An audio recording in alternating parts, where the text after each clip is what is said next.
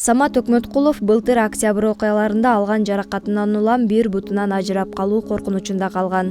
Жыл айланып, бүгүн ошол күндөрдөгү окуяларды эстеп отурган каарманыбыз бутун сактап калуу үчүн ага 3 операция жасалганын айтат. Учурда реабилитациялоо этабында. Самат мырза үчүн бул жыл жеңил эмес жылдардан болгону айтпасак да белгилүү. Ошол митингден бир күн мурда кызым 2 жашка чыккан деген каарманыбыз перзентинин келечегине кайдыгер карай албагандыктан аянтка барган. Самат мырза ал күндө мындайча эскерди. Деги эле адилеттүүлүктү издеп чыкканбыз. Сооронбай Жээнбековдун ага чейин келаткан политикасы бүт баары тең эле өтө начар болуп келаткан. Пандемияда мен ойлойм көп нерсени өтө туура эмес кылышты командасы.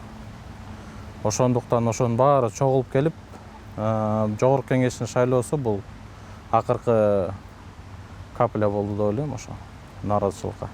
Мен саат 10-до бардым. Досторум болуп бардык. 4-октябрда менин кызым туулган күнү болчу.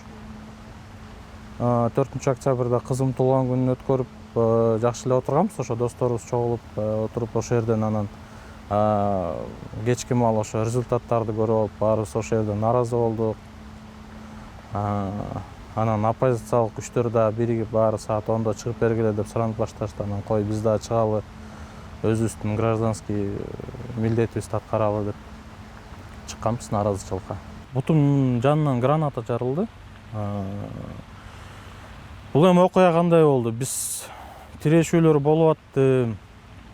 Анан жарадар болгондор болуп атты. Жардам берип, тигинсте жардам берип, милициялар элдин арасында калып аткан болуп атты. Ошолорду кой деп балдарды биз досторубуз менен жүргөнбүз топ болуп.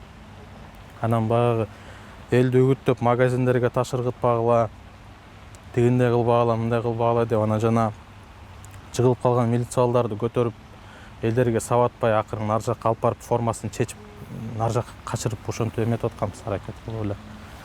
Анан бирок ошо тирешүү болуп атты, аракет кылып ар кандай эмелерди кылып аттык. Анан эң аяк жагында ошо саат 3-4 чамасында, мен азыр точно айта албайм, 3-4 чамасында Тоголок молдо менен чүйдүн кесилишинде болду.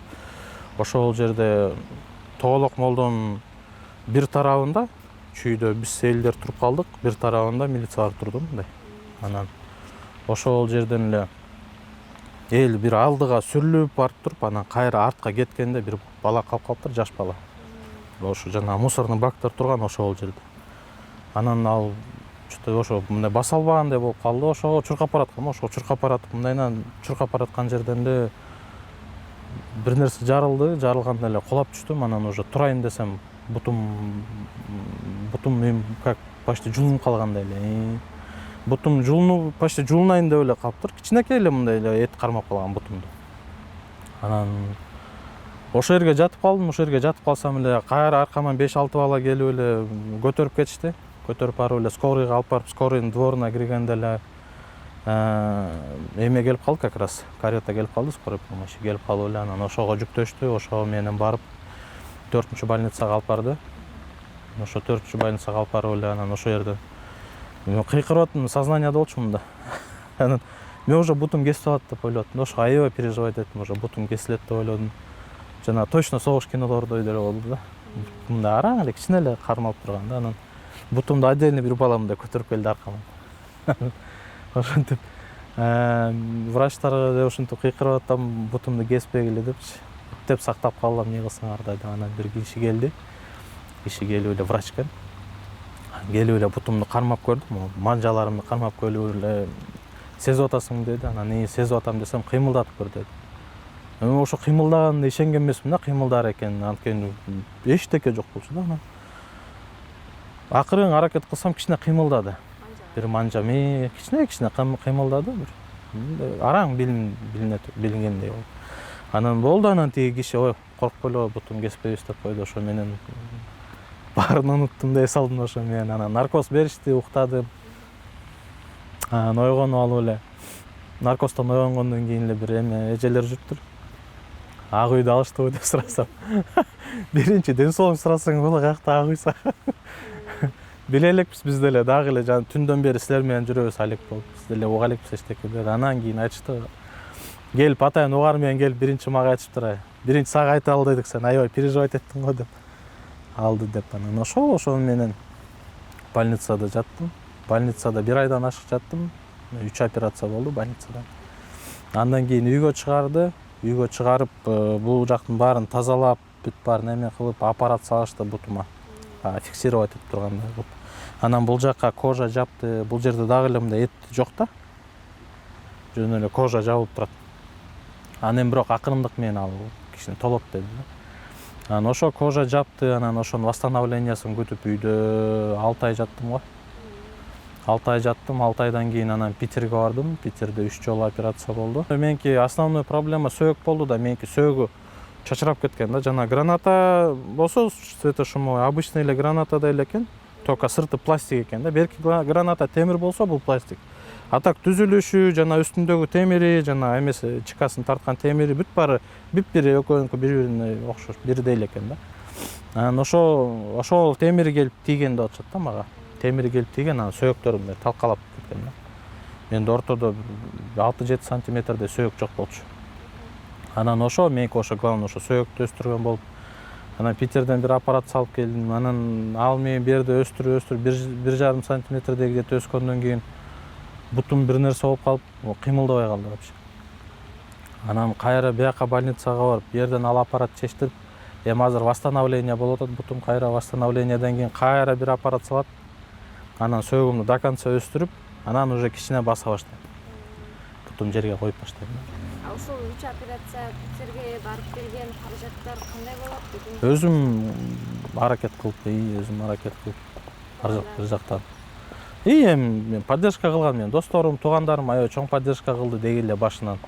Мен баягы ойго батпайм, улам келип бар биздин үйгө чогулуп, андай мындай кылып, жакшы көңүлүмдү көтөрүп кетишти ошо менен. Мен деле ойго чөккөн жокмун, постоянно эле мындай позитивный ойлор менен эле ошо мен Кудайга шүгүр, жакшы эле. Биз каарманыбызга 1 жылда жеке жашоосунда жана жалпы эле өлкөдө анын ою боюнча кандай өзгөрүүлөр болду деп суроо узаттык. Ал буларга токтолуп жеке баасын берди. Удаленно иштеп аттым. Мен үй бүлөм, келинчегим бар, бир кызым бар. Буюрса бого октябрдын 4-үндө 3кө чыгат. Ошол удаленно иштеп аттым, консультировать этип аттым. Жардам бергендер болду тууган достордун арасынан. Досторум акча чогулуп беришти, ошентип. Мен Кудайга шүгүр, жакшы эле, мындай нормально эле эметтим. Жакшы жерлер бар, жаман жерлер бар эми. Билбейм, сразу келип эле мен пайгамбар келбейт да бизге президент болуп. Ар ким ошентип акындык менен ошентип кичине болуп оңгоп отурса деле жакшы, жаман эмес деп ойлойм. Жеке жашооңузда өзгөрүү болду? Жеке жашоомдо өзгөрүү ооба кичине болду, переосмыслениялар болду жашоо. Мурдагы жашоомду ойлондум, кантип жашап жүргөм, эмне кылып жүргөм. Ошонун баары туура эмес кылып жүргөн нерселеримди оңдогонго аракет кылып атам. Туура кылып жүргөн нерселеримди күчтөнткөнгө аракет кылып атам дегендей ошол. Жакшы негизи мындай жакшы урок болду мен үчүн. Мен үчүн жакшы урок болду. Мен көп нерсени ойлонуп, көп нерсени переосмыслить этип. Былтыр 5-9 октябрь аралыгында 1000ге чукул кыргызстандык түрдүү оорундуктагы жаракаттарды алышкан. Алардын айрымдарына коомдук уюмдар, фонддор тарабынан алды 50 000 сом жардам көрсөтүлсө, айрымдары көз жазымда калган. Ал эми шаар мэриясынын оор жаракат алгандарга бөлгөн 20 000 сомун эске албаганда өкмөт тарабынан эч кандай жардам көрсөтүлбөптүр. Өкмөт жактан, конкретно өкмөт жактан эч кандай жардам болгон жок. Единственный мисалы өкмөт жактан деп санаса болот. Балбак байкебиз мэр болуп турганда ошо мэриянын бюджетинен акча бөлүп бизге 10 000 сом, 20 000 сомдон ар бир жаракат алгандарга через банк берди экен да. Канча киши? 100дөн ашык киши болду го.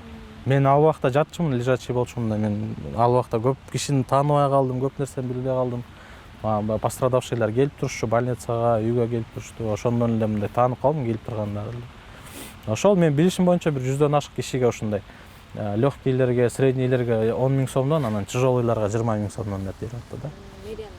Мэриянын эсебинен деп. Анан тиги ким жардам берди? Биздин биринчи айым деп коебу, первая леди Айгүл Жапарова часть балдарга жардам берди. Балдар экиге бөлүнүп кеткен, бизде дагы ушундай идеялар келишпей, эмелер келишпей. Анан ошо бир жак частына ошо Айгүл эженин жанында жүргөн эмелер, жардамчылары, ошо тиги балдар баягы кичине эметип койсо ошолорду тартып, калган балдарды карабай ошентип эметишти да, бөлүп анан. Ошентип Айгүл эже тараптан алар жана Үмүт булагы деген фонду тарабынан бир часть балдарга жардам берилди. Эми толук бүтө элек да, потому что мага окшоп мисалы операциялар бүтө электер бар, реабилитация боло электер бар. Меники ошо реабилитациям алды, мен пока операцияларым бүтө элек да. Анан менден оруураак бар бир 2-3 бала. А өкмөт тараптан конкретно мына өкмөттүн эсебинен силерге жардам деп эч кандай боло элек. Ооба. Бирок негизи Садыр Жапаров бирок обещать эткен. Бизге больницага да келип обещать эткен, и выбор болуп атканда дагы, баягы президентский шайлоо болуп атканда да ошонун астында келип балдарга жолугуп обещать эткен, бар видеолор менен баарыңарды. Иә. Эмнелерди убада кылдыңар? Баарыңарды карайбыз, ден соолуктарыңарды чындап баарын бүт реабилитация кылдырып, ал жагынан камсанабагыла деген бүт баарын биз жардам беребиз, кандайдыр бир компенсация беребиз. Эми компенсация деген да мындай болуп атпайбы? Мисалы элдер туура эмес түшүнүп атат да. Баары там миллион сомдон алып жашагысы келип атат, туда-сюда деген сыяктуу ойлор көп кетет компенсация деген. Компенсация болгондо мисалы иштей албай жүргөн балдар бар. Мисалы мен 1 жылдан бери иштей элекмин. Баягы мындай полноценно жумуш кыла албайсың да. Колуңан келген жумуштарды кыласың. Бирок эми меники да Кудайга шүгүр вообще эчтеке кыла албай жаткан балдар бар. Жана көзүнөн ажыраган балдар бар, зрениясы бүтүп калган балдар бар, ошондой балдар эч нерсе кыла албай атышат аларчы. Анан квартирада турушат, үй бүлөлөрүнө жардам бере албайт, үйүндө ата-энеси ооруйт, балдары ооруйт, ошентип аябай кыйналып жүргөн балдар бар. Анан хотя бы ошондой балдарды эметип, мындай баягы компенсация кандайдыр бир эме кылып берсе, анан реабилитация кылып, ошолорду кичине адаптация кылып, баягы жумуш тапканга аракет кылып, билимине жараша, мисалы жөндөмүнө жараша кичине ошентип жардам берсе жакшы болмок. Бирок биз вообще эме шайлоодон кийин жолуга албай койдук Садыр Жапаровго. Баарына убада кылып, баарын сонун кылабыз.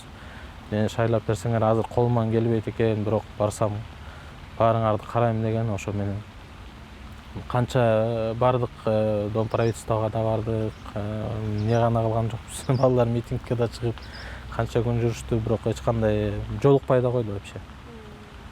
Өзүнө мындай вообще эметпей койду, подпускать этпей койду. Ошол жагынан көптүк балдар нааразы да.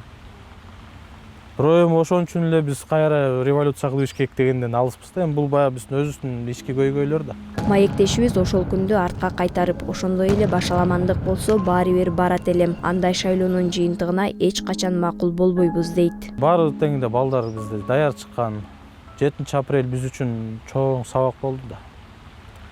Кандай последствиялар болушу мүмкүн? Канча балдар өлүп калды? Бизде мисалы чыккан, мен ойлойм, эми баягы жеңил ойлук менен чыккандар бар, конечно. Бирок эми мен өзүм ошондой рисктерге даяр болуп чыккан.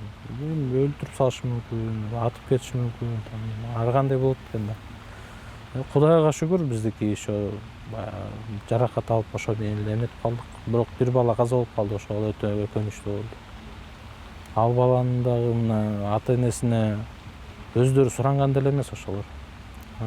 Квартира беребиз деп, мына квартиралар дагы эле созулуп. Жакында октябрь окуяларына толук 1 жыл болот. Эскерте кетсек, анда жаштар парламенттик шайлоонун жыйынтыгына макул эместигин билдирип, тынчтык митингине чыгышкан.